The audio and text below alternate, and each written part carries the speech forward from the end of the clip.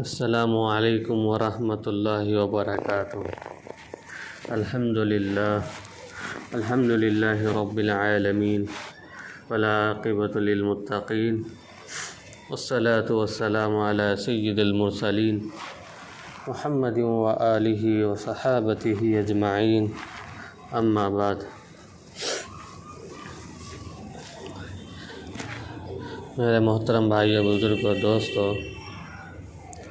اب میں آپ حضرات کے سامنے علامات کبریٰ یعنی قیامت کی بڑی بڑی نشانیاں، جن میں سے خروج دجال بھی ہے، نزول عیسیٰ علیہ السلام بھی ہے، خروج یاجوج و ماجوج بھی ہے، زمین میں دھنسائے جانے کے 3 بڑے واقعات بھی ہیں، دھواں کا نکلنا بھی ہے، خروج دابہ یعنی عجیب الخلقت جانور کا نکلنا بھی ہے، اور سورج کا مغرب سے طلوع ہونا بھی ہے، اور آگ جو لوگوں کو میدان محشر کی طرف ہانک لے جائے گی، یہ بھی شامل ہے۔ گزشتہ موضوع میں علامت کی 2 قسمیں میں نے بتائی تھی، ایک ہے علامت صغریٰ، دوسرا علامت کبریٰ، یعنی قیامت کی چھوٹی اور بڑی نشانیاں۔ میں آپ حضرات کے سامنے قیامت کے علامتوں میں سے علامت صغریٰ کی 131 چھوٹی نشانیوں کو بیان کر چکا ہوں۔ اب قیامت کی ان علامات کی تفصیل بتانے جا رہا ہوں جو قیامت ہونے سے تھوڑا عرصہ پہلے پیش آئیں گی۔ اور قیامت کی بڑی نشانیاں ٹوٹنے والے ہار کے بنکوں کی طرح ایک کے بعد دیگر تسلسل سے پیش آئیں گی۔ جب پہلی علامت مہدی علیہ السلام کا ظہور ہوگا تو پھر اس کے بعد تواتر کے ساتھ دیگر علامات بھی پیش آئیں گے۔ اللہ کے رسول علیہ السلام نے فرمایا، الآیات خرزات منظومات فی سلک فإن یقطع السلک یتبع بعضها بعضا۔ علامت قیامت تار میں پروئے ہوئے موتیوں کے مانند ہے، بس اگر تار ٹوٹ جائے تو موتی ایک کے بعد دیگر تیزی سے گرنا شروع ہو جاتے ہیں۔ اور علامت قیامت کا ظہور ایک کے بعد دیگر اس طرح ہوگا جس طرح ہار کے ٹوٹے جانے پر اس کے منکے ایک دوسرے پر گرتے ہیں۔ کچھ بعید نہیں ہے کہ قیامت کی بڑی نشانیوں کے درمیان کچھ چھوٹی نشانیاں بھی ظاہر ہو جائیں۔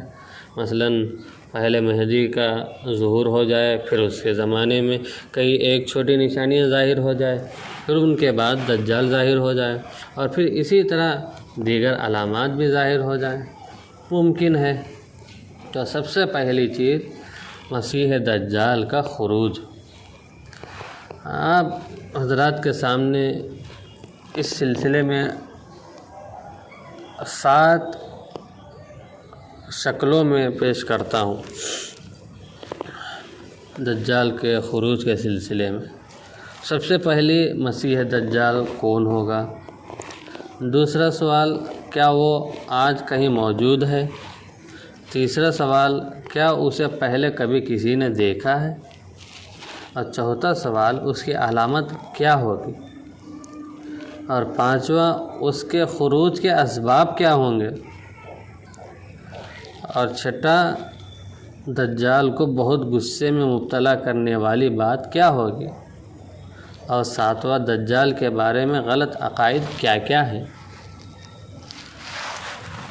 اب اس سلسلے میں تھوڑا تفصیل سے میں آپ حضرات کے سامنے بتاؤں گا۔ امید کرتا ہوں کہ آپ حضرات بغور سماعت فرمائیں گے۔ دجال کون ہے؟ دجال اولاد آدم میں سے ایک آدمی ہوگا جسے اللہ تعالیٰ کچھ ایسی طاقتیں دے گا جو اس کے سوا نوع بشر میں کسی کو حاصل نہیں ہوئی۔ اللہ تعالیٰ لوگوں کی آزمائش اور امتحان کے لیے اسے یہ طاقتیں عطا فرمائے گا۔ نبی اکرم صلی اللہ علیہ وسلم نے ہمیں متنبہ کیا ہے کہ ہم اس کی گمراہیوں کو اختیار نہ کریں، اور آپ صلی اللہ علیہ وسلم نے ہمیں اس کی جسمانی اور اخلاقی علامات بھی بتائے ہیں اور آگاہ کیے ہیں۔ اور دجال کے بارے میں معلومات رکھنا بھی ضروری ہے۔ کسی چیز کے بارے میں علم رکھنا اس کے بارے میں جہالت سے کہیں بہتر ہے۔ حضرت حذیفہ رضی اللہ عنہ نبی صلی اللہ علیہ وسلم سے فتنوں کے بارے میں سوال کیا کرتے تھے کہ کہیں اس میں مبتلا نہ ہو جائے۔ دجال سے سب سے بڑا فتنہ ہے۔ نبی صلی اللہ علیہ وسلم کو اپنی امت کے بارے میں اس کا بہت اندیشہ تھا۔ یہی وجہ ہے کہ آپ نے اس کے بارے میں بہت امت کو خبردار کیا، ڈرایا اور آگاہ کیا، اس لیے کہ دجال کے ساتھ بہت سے عظیم فتنے اور شبہات ہوں گے، یہاں تک کہ وہ یہ دعویٰ بھی کرے گا کہ وہ رب العالمین ہے۔ جب ہم دجال کی صفات، علامات اور اس سے محفوظ رہنے کے طریقے معلوم کر لیں گے تو اللہ تعالی ہمیں اس کے شر سے بچا لے گا انشاءاللہ۔ اور دجال کو مسیح اس لیے کہا جاتا ہے کہ اس کی بائیں آنکھ مٹی ہوئی ہوگی، وہ کانا ہوگا اور ایک ہی آنکھ سے دیکھ سکے گا۔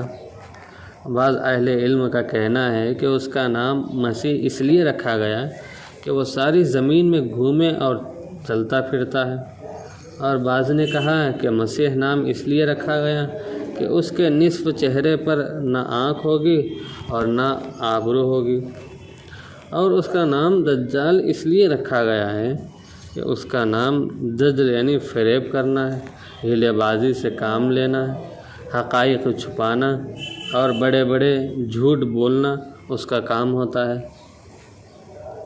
اور دجل بہت بڑے جھوٹ کو کہا جاتا ہے، اور وہ بہت بڑے دجل فریب سے کام لینے والا ہوگا، بہت جھوٹ بولنے والا اور بہت بڑا متکبر ہوتا ہے۔ اور دجال یہ دعویٰ کرتا ہے کہ وہ رب العالمین ہے، وہ لوگوں سے اپنی ذات پر ایمان لانے کا مطالبہ کرے گا، اس لیے کہ نبی صلی اللہ علیہ وسلم نے فرمایا الا انہ آور و ان ربکم لیس بآور، بے شک دجال کانا ہے اور تمہارا رب کانا نہیں ہے۔ اور دجال کے پاس بہت سے شبہات اور ہیلے بھی ہوں گے جن کی مدد سے وہ لوگوں کو فتنے میں مبتلا کرے گا۔ آپ حضرات کو ابن سیاد کا قصہ یاد ہوگا، پھر بھی میں مختصر طور پر بتاتا ہوں کہ رسول اللہ صلی اللہ علیہ وسلم کے زمانے میں مدینے میں ایک یہودی لڑکا تھا جس کا نام ابن سیاد تھا۔ وہ بھی ایک معمہ تھا۔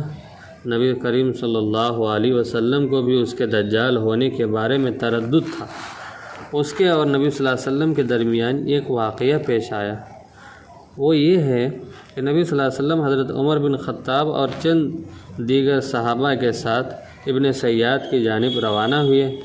انہوں نے اسے بنو مغالہ کے ایک قلعے کے پاس لڑکوں کے ساتھ کھیلتے ہوئے پایا۔ اس وقت ابن سیاد قریب البلوغ تھا۔ اسے نبی صلی اللہ علیہ وسلم کی آمد کا اس وقت پتہ چلا جب آپ صلی اللہ علیہ وسلم نے اپنا ہاتھ اس کی پشت پر مارا۔ اس کے بعد ابن سیاد اور اللہ کے رسول کے درمیان مکالمہ ہوا تو رسول اللہ صلی اللہ علیہ وسلم نے فرمایا کیا تو گواہی دیتا ہے کہ میں اللہ کا رسول ہوں؟ تو ابن سیاد نے آپ کی طرف دیکھا اور کہا کہ میں گواہی دیتا ہوں کہ آپ امیین یعنی ان پڑھ لوگوں کے یعنی اہل عرب کی طرف رسول بنا کر بھیجے گئے ہیں۔ پھر ابن سیاد نے اللہ کے رسول صلی اللہ علیہ وسلم سے پوچھا کہ آپ گواہی دیتے ہیں کہ میں اللہ کا رسول ہوں؟ رسول اللہ صلی اللہ علیہ وسلم نے اس کی رسالت کا انکار کیا اور فرمایا میں اللہ اور اس کے رسولوں پر ایمان لاتا ہوں۔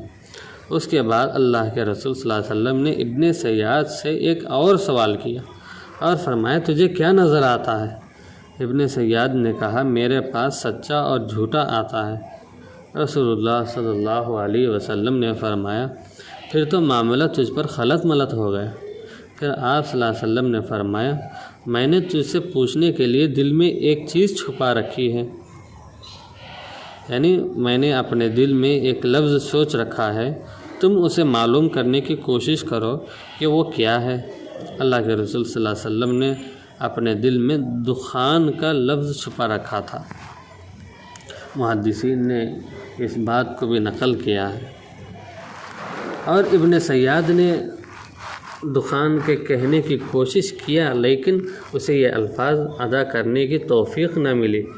اس لیے اس نے دخان کے بجائے دخ کہہ دیا۔ دراصل ابن سیاد کے پاس کچھ جن تھے جو اسے چیزوں کی خبر دیا کرتے تھے۔ جن بھی اس لفظ کو صحیح معلوم نہ کر سکے جو نبی صلی اللہ علیہ وسلم نے اپنے دل میں چھپا آئے تھے۔ ابن سیاد نے کہا وہ دکھ ہے، تو آپ صلی اللہ علیہ وسلم نے فرمایا پھٹکار ہے تجھ پر، تو اپنی حیثیت سے آگے نہیں بڑھ سکے گا، یعنی تو کہانت سے آگے نہیں بڑھ سکتا، کیونکہ تو کاہن، دجال اور ہیلہ باز ہے۔ تو حضرت عمر رضی اللہ تعالیٰ عنہ نے عرض کیا اللہ کے رسول مجھے اجازت دیجیے میں اس کی گردن اڑا دوں۔ تو نبی صلی اللہ علیہ وسلم نے فرمایا اسے چھوڑ دو، اگر ابن سیاد ہی دجال اکبر ہے تو تم اس پر غلبہ نہیں پا سکو گے، اور اگر یہ دجال نہیں ہے تو پھر اسے قتل کرنے میں کوئی فائدہ نہیں، یعنی اگر ابن سیاد ہی دجال ہے تو تمہیں اس کے قتل کرنے کی قدرت حاصل نہیں ہے، کیونکہ اللہ تعالیٰ نے یہ فیصلہ فرما رکھا ہے کہ اسے عیسیٰ ابن مریم علیہ السلام اپنے نزول کے بعد قتل کریں گے۔ اس کے بعد رسول اللہ صلی اللہ علیہ وسلم ابن کعب انصاری کے ساتھ کھجوروں کے اس باغ کی طرف چلے گئے جس میں ابن سیاد رہتا تھا۔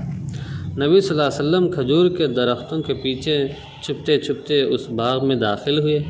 آپ خفیہ طریقے سے اس کی طرف بڑھ رہے تھے تاکہ اس سے پہلے کہ وہ آپ کو دیکھ لے آپ اس کی باتیں سن سکیں۔ آپ صلی اللہ علیہ وسلم نے دیکھا کہ وہ کمبل اوڑھے ایک بچھونے پر لیٹا ہوا اور منہ میں کچھ بڑبڑا رہا ہے۔ ابن سیاد کی ماں نے رسول اللہ صلی اللہ علیہ وسلم کو درختوں کے پیچھے چھپ کر آتے ہوئے دیکھ لیا اور کہا ارے صاف، یعنی سیاد کا نام تھا، یہ تو محمد ہیں۔ یہ سنتے ہی ابن سیاد اٹھ بیٹھا۔ آپ صلی اللہ علیہ وسلم نے فرمایا اگر یہ مداخلت نہ کرتی تو آج ابن سیاد کی اصل حقیقت واضح ہو جاتی کہ یہ دجال ہے یا نہیں۔ ایک مرتبہ آپ صلی اللہ علیہ وسلم حضرت ابوبکر اور حضرت عمر رضی اللہ تعالیٰ عنہما کے ساتھ مدینے کے کسی راستے پر تھے کہ ان کے ابن سیاد سے ملاقات ہوئی۔ نبی صلی اللہ علیہ وسلم کیا فرمایا کیا تو گواہی دیتا ہے کہ میں اللہ کا رسول ہوں؟ ابن سیاد نے کہا کیا آپ گواہی دیتے ہیں کہ میں اللہ کا رسول ہوں؟ رسول اللہ صلی اللہ علیہ وسلم میں اللہ پر، اس کے فرشتوں پر اور اس کی کتابوں پر ایمان لاتا ہوں۔ پھر آپ صلی اللہ علیہ وسلم نے پوچھا تجھے کیا نظر آتا ہے؟ تو ابن سیاد نے کہا مجھے پانی پر ایک تخت نظر آتا ہے۔ تو آپ صلی اللہ علیہ وسلم نے فرمایا تجھے سمندر پر تخت ابلیس نظر آتا ہے تو اور کیا دیکھتا ہے؟ ابن سیاد نے کہا مجھے 2 سچے اور 1 جھوٹا، 2 جھوٹے اور 1 سچا نظر آتا ہے۔ تو آپ صلی اللہ علیہ وسلم نے فرمایا شیطان کے اس کے پاس آنے کی وجہ سے اس پر معاملہ خلط ملط ہو گیا، اسے چھوڑ دو۔ حضرت ابو سعید خدری رضی اللہ تعالیٰ عنہ فرماتے ہیں کہ ایک مرتبہ ہم حج یا عمرے کے سفر پر روانہ ہوئے۔ ابن سیاد بھی اس سفر میں ہمارے ساتھ تھا۔ جب ہم نے ایک جگہ پڑاؤ ڈالا تو لوگ ادھر ادھر پھیل گئے اور میں ابن سیاد تنہا رہ گئے۔ اس کے بارے میں جو باتیں مشہور تھیں ان کی وجہ سے میں شدید وحشت میں مبتلا ہو گیا۔ اس نے اپنا سامان اٹھایا اور میرے سامان کے قریب لا کر رکھ دیا۔ میں نے اس سے کہا دیکھو گرمی بہت سخت ہے، بہتر ہے کہ تم اپنا سامان اس درخت کے نیچے رکھ دو۔ اس نے ایسا ہی کیا۔ ابن سیاد نے اپنا سامان ابو سعید سے دور اس درخت کے نیچے رکھ دیا۔ تھوڑی ہی دیر گزری تھی کہ ہم کو بکریوں کا ایک ریوڑ دکھائی دیا۔ ابن سیاد اٹھا اور جا کر بکریوں کے دودھ سے بھرا ہوا ایک بڑا برتن لے آیا۔ کہنے لگا ابو سعید پیو۔ میں نے کہا موسم سخت گرم ہے اور دودھ بھی گرم ہے، اس لیے میں نہیں پیوں گا۔ دراصل میں اس کے ہاتھ سے کچھ لینا اور پینا پسند نہیں کرتا تھا۔ ابن سیاد نے کہا ابو سعید لوگ میرے بارے میں جو باتیں کرتے ہیں، مجھے دجال بتاتے ہیں، اس پر میرا جی چاہتا ہے کہ میں کسی درخت سے رسی لٹکا کر خود کو پھانسی دے لوں۔ تو ابو سعید فرماتے ہیں رسول اللہ صلی اللہ علیہ وسلم کی حدیث، کسی اور پر مخفی ہو تو ہو لیکن تم انصار سے وہ پوشیدہ نہیں ہے۔ تو ابو سعید نے فرمایا تم تو حدیث رسول صلی اللہ علیہ وسلم کا سب سے زیادہ علم رکھنے والے ہو، کیا اللہ کے رسول صلی اللہ علیہ وسلم نے یہ نہیں فرمایا تھا کہ دجال بانجھ ہوگا، اس کی اولاد نہیں ہوگی، جبکہ میری اولاد مدینے میں موجود ہے؟ یہ ابن سیاد کہہ رہا ہے ابو سعید خدری رضی اللہ تعالیٰ عنہ سے۔ اور فرمایا کہ اللہ کے رسول صلی اللہ علیہ وسلم نے یہ نہیں بتلایا کہ دجال مدینہ اور مکے میں داخل نہیں ہو سکے گا، جبکہ میں مدینے سے آ رہا ہوں اور مکہ جا رہا ہوں۔ حضرت ابو سعید رضی اللہ تعالیٰ عنہ کہتے ہیں کہ میں اس کی باتیں سن کر اسے معذور مان لیتا۔ اتنے میں ابن سیاد نے کہا اللہ کی قسم میں اچھی طرح جانتا ہوں کہ دجال کی جائے پیدائش کون سی ہے اور وہ اس وقت کہاں ہے۔ حضرت ابو سعید کہتے ہیں میں نے کہا تمہارے لیے دن بھر ہلاکت اور بربادی ہو، تو ابن سیاد مسیح دجال یعنی دجال اکبر نہیں تھا، بلکہ وہ ہیلے باز دجالوں میں سے ایک دجال تھا۔ اس کے پاس کہانت تھی اور شیاطین اسے بعض چیزوں کے بارے میں آگاہ کرتے تھے۔ اور ایک بات آپ کو بتا دوں کہ قرآن کریم میں دجال کا ذکر نہ ہونے میں حکمت کیا ہے، اور اس کی حکمت یہی ہے کہ دجال کا فتنہ عظیم ترین فتنہ ہے۔ نبی صلی اللہ علیہ وسلم کو اپنی امت کے بارے میں اس فتنے کا بہت خوف تھا۔ تمام انبیاء سابقین نے بھی اپنی امتوں کو دجال کے فتنے سے خبردار کیا تھا۔ اللہ کے رسول صلی اللہ علیہ وسلم نے ہمیں ہر نماز کے آخر میں دجال کے فتنے سے پناہ مانگنے کا حکم بھی فرمایا۔ قرآن مجید میں اللہ تعالیٰ نے کئی چھوٹی اور بڑی علامات قیامت کا تذکرہ فرمایا ہے۔ مثال کے طور پر شق قمر کا ہے، اقتربت الساعۃ وانشق القمر، قیامت بہت قریب آ پہنچی اور چاند شق ہو گیا۔ اسی طرح یاجوج و ماجوج کا نکلنا بھی ہے، حتی اذا فتحت یاجوج و ماجوج وہم من کل حدب ینسلون، یہاں تک کہ یاجوج و ماجوج کھول دیے جائیں گے اور وہ ہر بلندی سے دوڑتے ہوئے آئیں گے۔ لیکن اللہ تعالیٰ نے دجال کا نام لے کر وضاحت سے قرآن مجید میں اس کا ذکر نہیں فرمایا، اور اس کا ذکر نہ کرنے میں حکمت یہ ہے کہ اہل علم کا اس سلسلے میں دو اقوال ہیں۔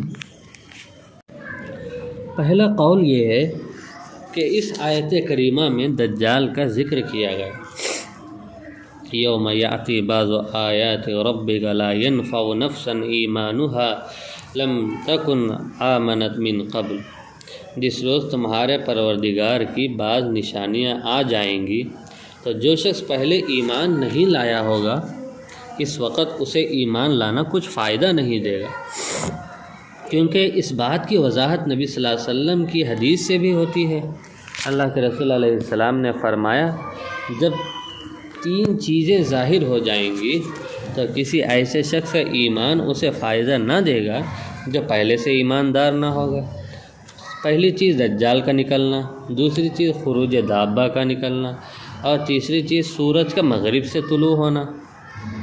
اور اہل علم نے دوسرا قول یہ بیان کیا ہے، قرآن مجید میں عیسیٰ ابن مریم علیہ السلام کے نزول کی طرف اشارہ موجود ہے، وَإِن مِّنْ أَهْلِ الْكِتَابِ إِلَّا لَيُؤْمِنَنَّ بِهِ قَبْلَ مَوْتِهِ، اہل کتاب میں سے کوئی ایسا شخص نہیں ہوگا مگر عیسیٰ علیہ السلام کی موت سے پہلے ان پر ایمان لے آئے گا۔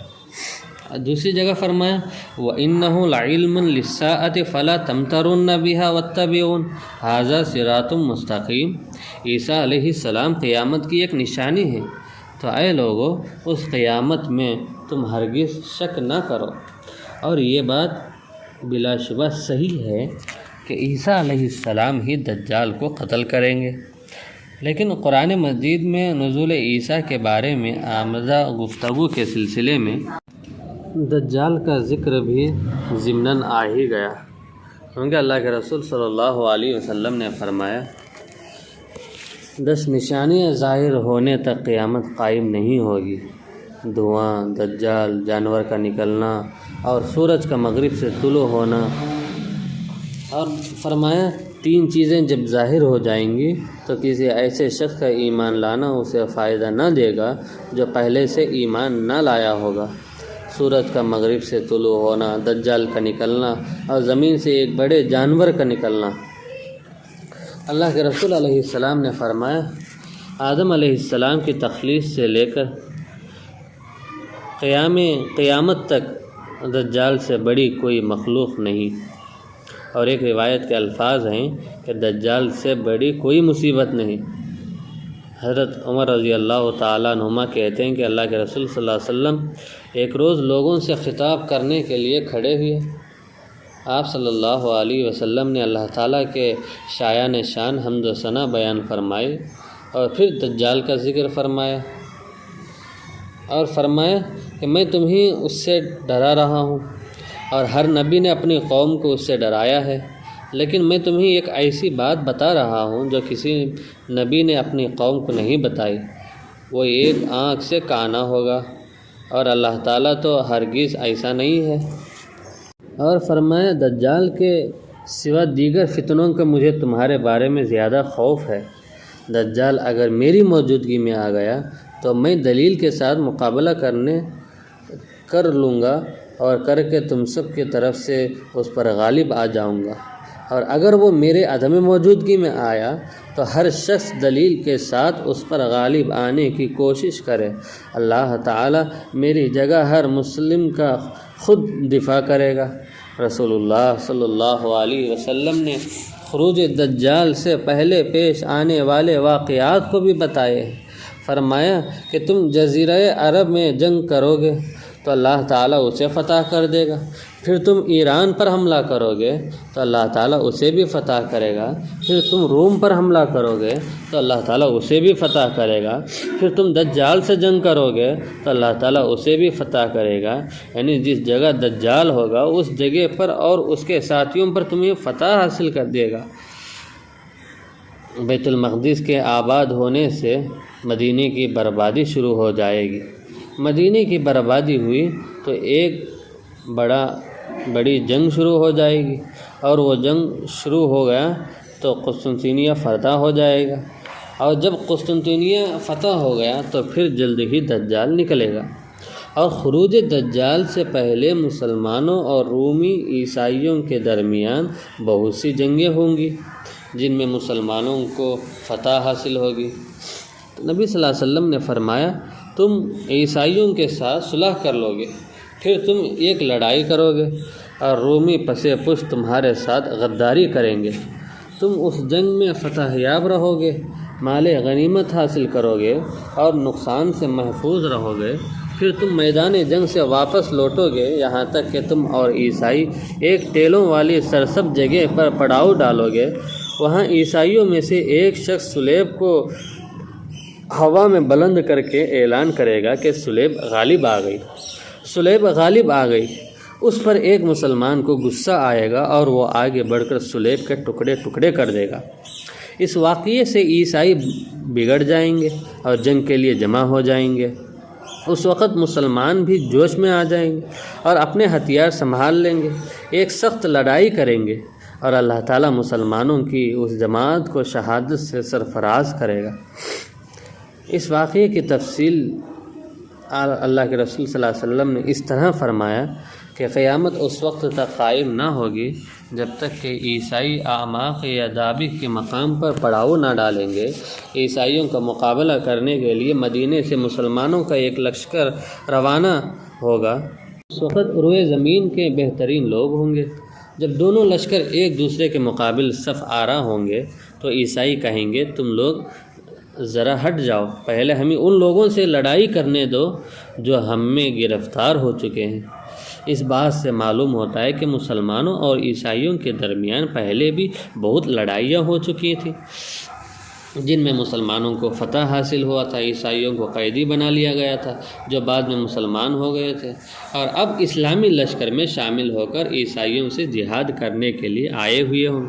مگر مسلمان کہیں گے نہیں، اللہ کی قسم ہم اپنے ان بھائیوں سے کبھی الگ نہ ہوں گے۔ لڑائی شروع ہو جائے گی تو مسلمان لشکر کا 1/3 حصہ میدان جنگ سے فرار ہو جائے گا۔ اللہ تعالیٰ کبھی ان کی توبہ قبول نہیں کرے گا۔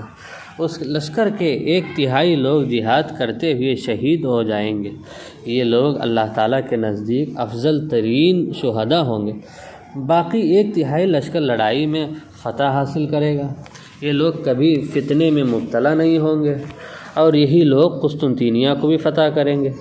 جب وہ اپنی تلواریں زیتون کے درختوں سے لٹکا کر مال غنیمت تقسیم کر رہے ہوں گے تو شیطان ان کے درمیان آ کر آواز لگائے گا کہ لوگوں، تمہارے بعد مسیح دجال تمہارے گھروں میں داخل ہو گیا۔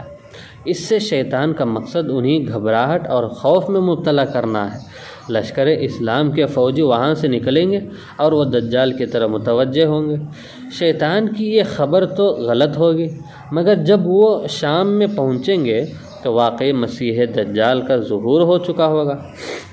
بزرگان محترم، رسول اللہ صلی اللہ علیہ وسلم نے خروج دجال سے پہلے پیش آنے والے واقعات کو بتائے ہیں۔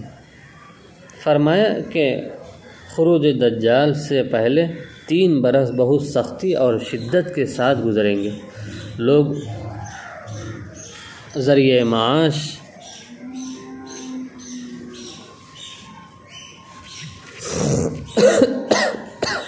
اور لوگ بھی ان 3 سالوں میں معاش کا ذریعے کی شدید قلت کا شکار ہوں گے۔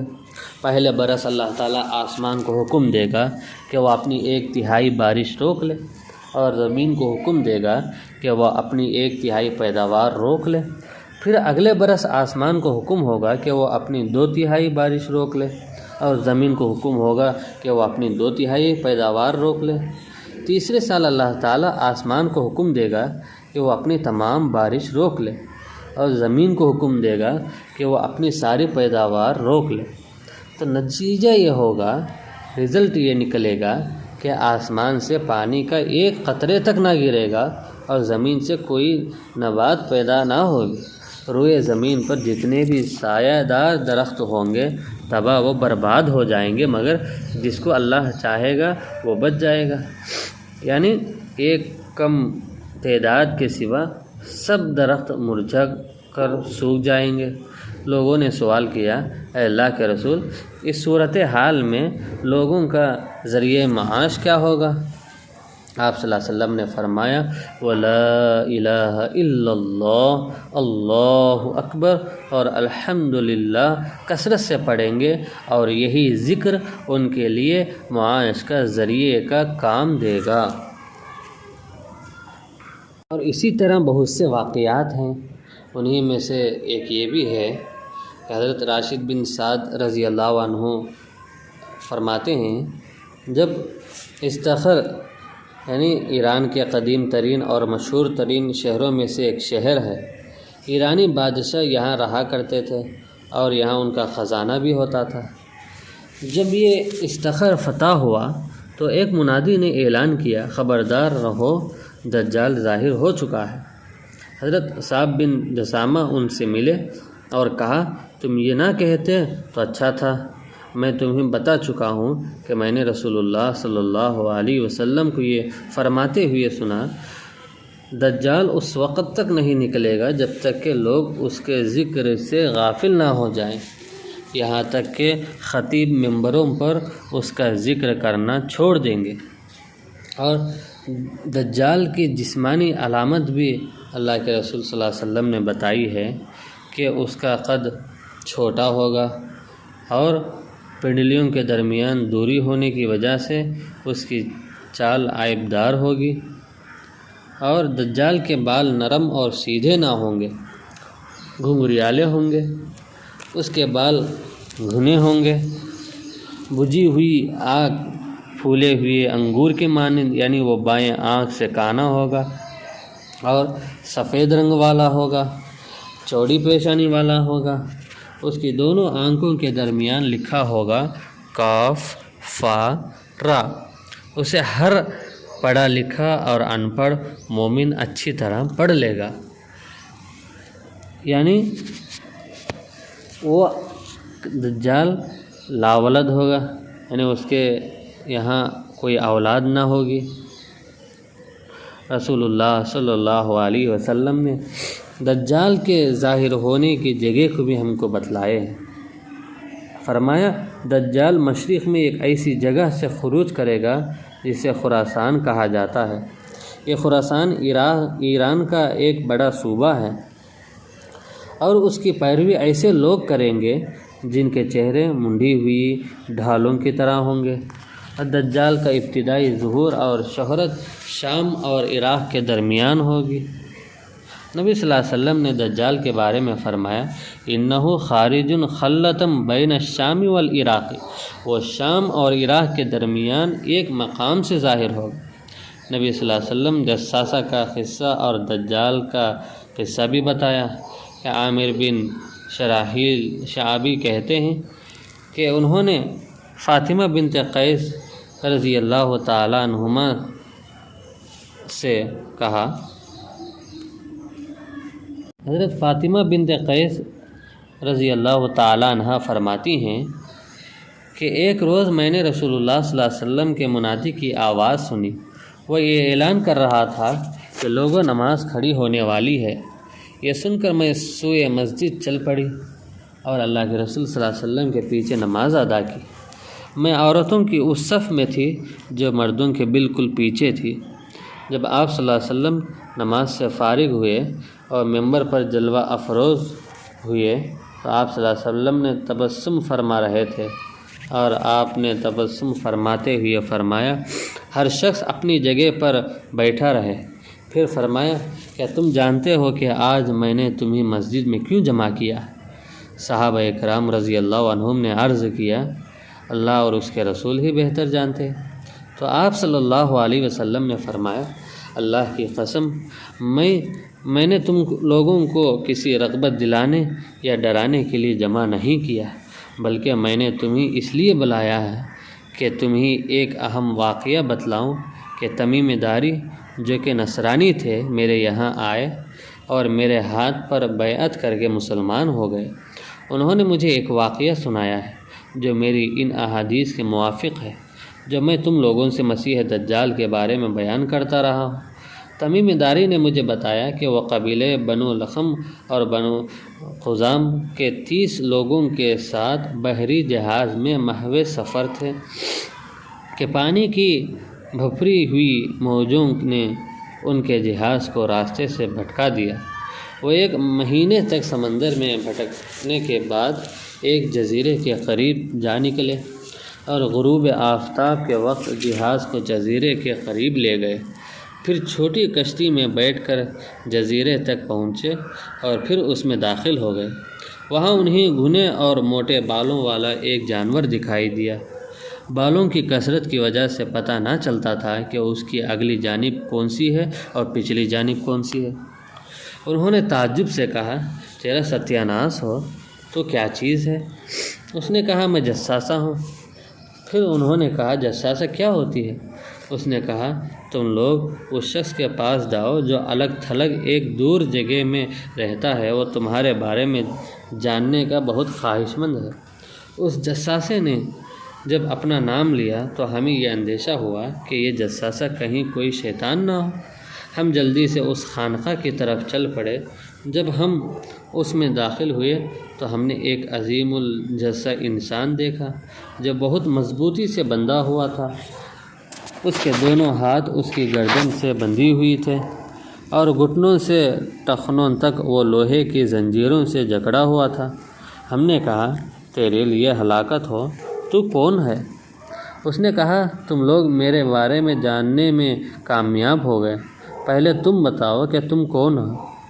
ہم نے کہا ہم عرب ہیں، ہم ایک بحری جہاز میں سوار تھے کہ سمندر کی طوفانی لہروں نے ہمیں دربدر کر دیا، بالآخر ہمیں اس جزیرے میں پہنچا دیا۔ ہم ایک کشتی میں بیٹھ کر یہاں تک پہنچے ہیں۔ یہاں ہمیں وہ جانور ملا جس کے جسم پر بے حد بال ہیں، اس کی اگلی اور پچھلی جانب میں تمیز کرنا مشکل ہوا۔ ہم نے اس سے پوچھا تیرے لیے تباہی و بربادی ہو تو کون ہے؟ اس نے کہا میں جساسہ ہوں۔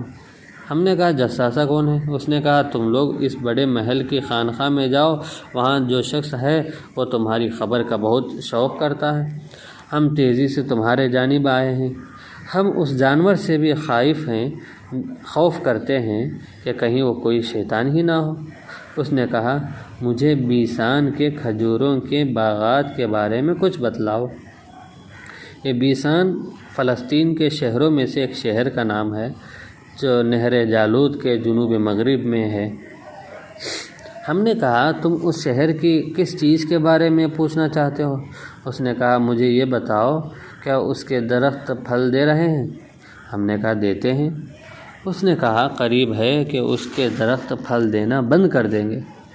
اس نے کہا مجھے بحیرہ طبریہ کے بارے میں بتاؤ۔ یہ اردن اور فلسطین کے درمیان میں یہ بحیرہ ہے۔ ہم نے کہا تم اس کی کس چیز کے بارے میں پوچھنا چاہتے ہو؟ اس نے کہا کیا اس میں پانی موجود ہے؟ انہوں نے کہا اس میں بہت پانی ہے۔ اس نے کہا عنقریب اس کا پانی ختم ہو جائے گا۔ اس نے کہا مجھے زغر کے چشمے کے بارے میں بتلاؤ۔ یہ زغر اردن میں بحیرہ مردار کے کنارے پر ہے، ایک بستی ہے۔ علامہ ابن اسیر کہتے ہیں زغر شام میں بلقا کی سرزمین پر ایک چشمے کا نام ہے۔ بعض اہل علم بحیرہ مردار کو بحیرہ زغر قرار دیتے ہیں۔ تو انہوں نے کہا تم اس کی کس چیز کے بارے میں پوچھنا چاہتے ہو؟ اس نے کہا کیا اس چشمے میں پانی موجود ہے اور کیا اس کے باشندے اس پانی سے کاشتکاری کرتے ہیں؟ ہم نے کہا ہاں اس چشمے سے بہت پانی ہے اور اس کے باشندے اس سے کاشتکاری بھی کرتے ہیں۔ اس نے کہا مجھے یہ بتاؤ کہ ان پڑھوں یعنی امیین کے نبی کا کیا حال ہے؟ انہوں نے کہا وہ مکے سے ہجرت کر چکے ہیں اور مدینے میں قیام کیے ہیں۔ اس نے کہا کیا عربوں نے اس سے لڑائی کی ہے؟ ہم نے کہا ہاں کی ہے۔ اس نے کہا پھر نتیجہ کیا رہا؟ ہم نے اسے خبر دی کہ وہ ارد گرد کے تمام عربوں پر غالب آ گئے ہیں اور ان سب نے ان کی اطاعت قبول کر لیے ہیں۔ اس نے کہا کیا یہ سب معاملہ یہ سب کچھ ہو چکا ہے؟ ہاں بالکل۔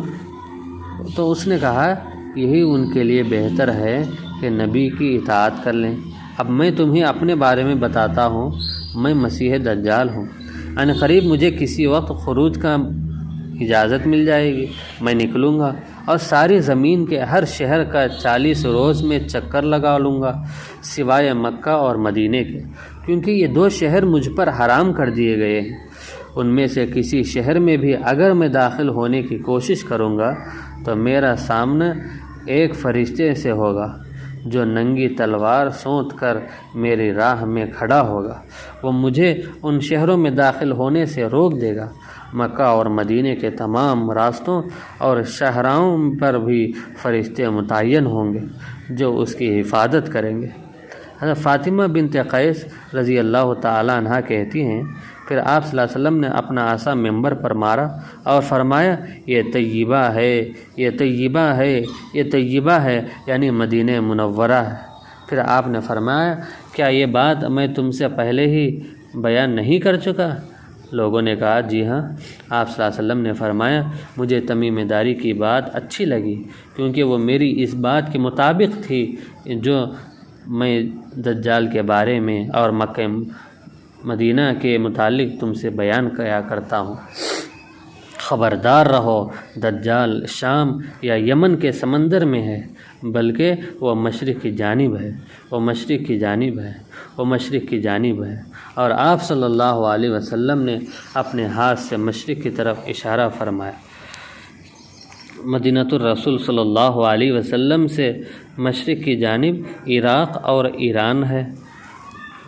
تو حضرت فاطمہ بنت قیس کہتی ہیں میں نے یہ حدیث رسول اللہ صلی اللہ علیہ وسلم سے براہ راست سنی اور یاد بھی رکھی ہوں۔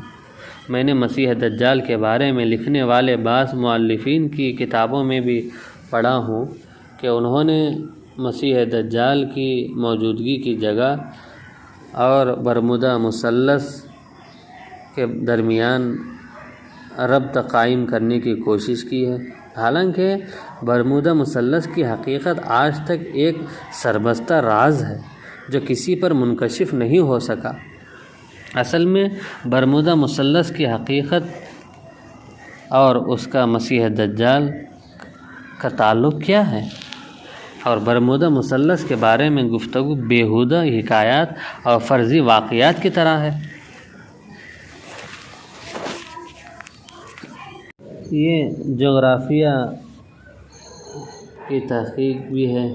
یہ برمودا مثلث بحر اوقیانوس کے مغرب اور ریاست ہائے متحدہ امریکہ کی ریاست فلوریڈا کے جنوب مشرق کی جانب ہے۔ اس علاقے کی شکل مثلث ہے۔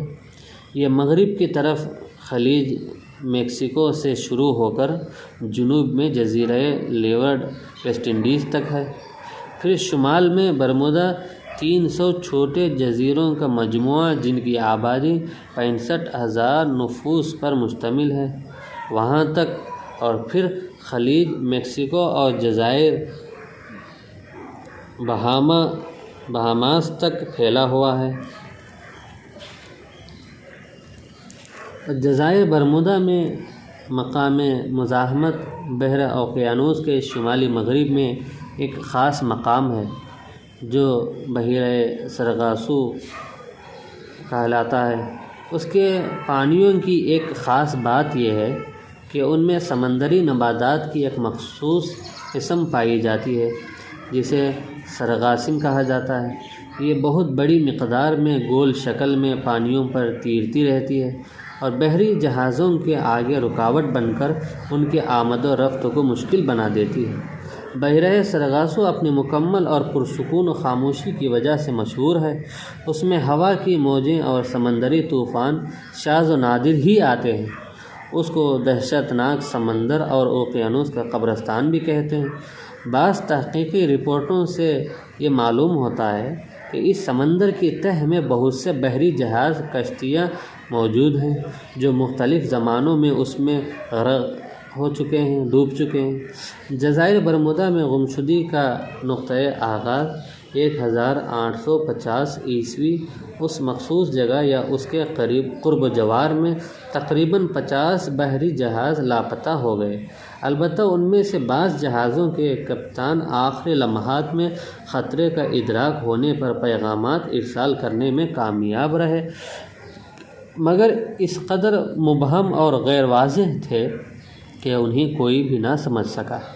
ان گم ہو جانے والے جہازوں کی اکثریت امریکہ سے تعلق رکھتی تھی۔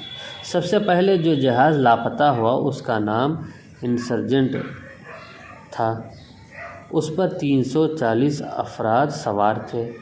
اس کے بعد ایک آبدوز لاپتہ ہو گئی جس کا نام اسکورپین ہے۔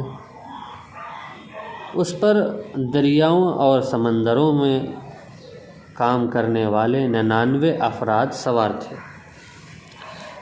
اور گمشدگی کا یہ سلسلہ بحر اوقیانوس کی فضاؤں تک بھی جا پہنچا۔ جیسے ہی کوئی طیارہ بحر اوقیانوس خصوصاً جزائر برمودا کی فضائی حدود میں داخل ہوتا لاپتہ ہو جاتا۔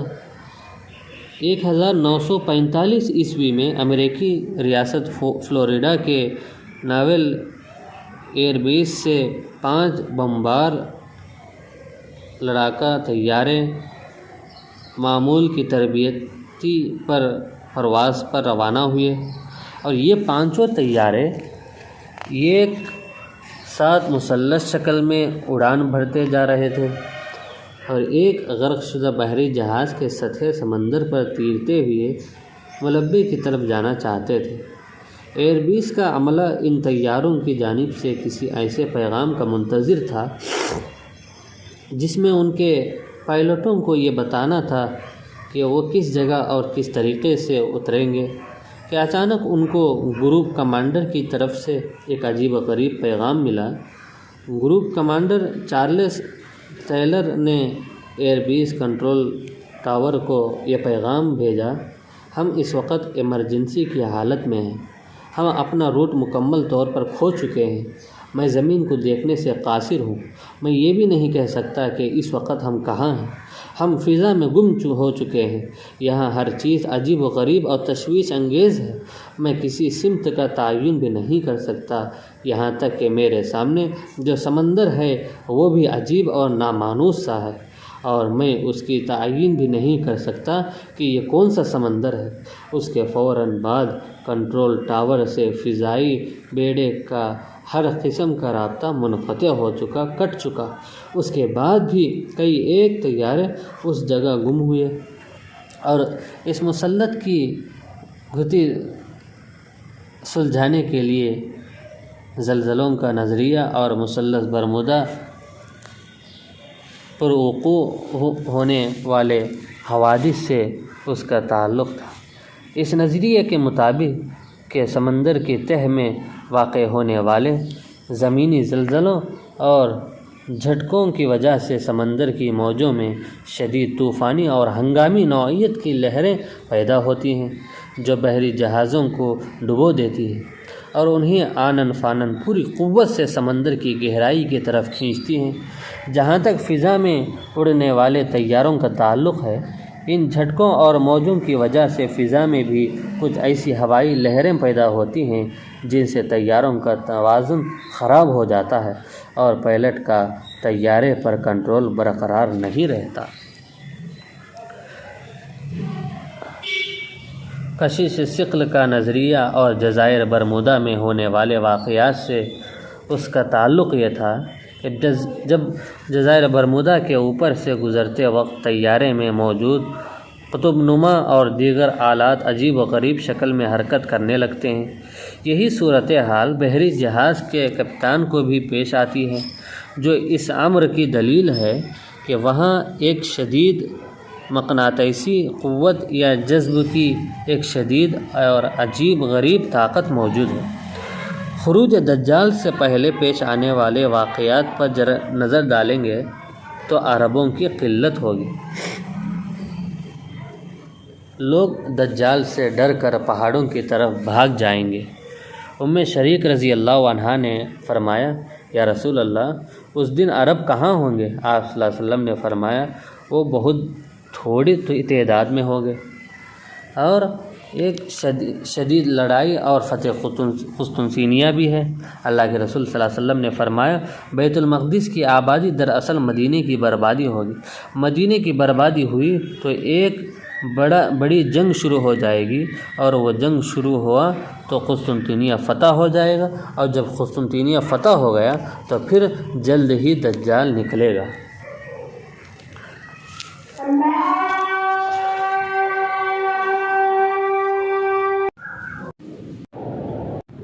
اللہ تعالیٰ سے دعا فرمائے، اللہ تعالیٰ ہم سب کو ان علامات کبریٰ سے حفاظت فرمائے۔ آپ کی میری سارے امت مسلمہ کی اللہ تعالیٰ ان تمام فتنوں سے حفاظت فرمائے۔ آمین وآخر دعوانا ان الحمد للہ رب العالمین۔ السلام علیکم ورحمۃ اللہ وبرکاتہ۔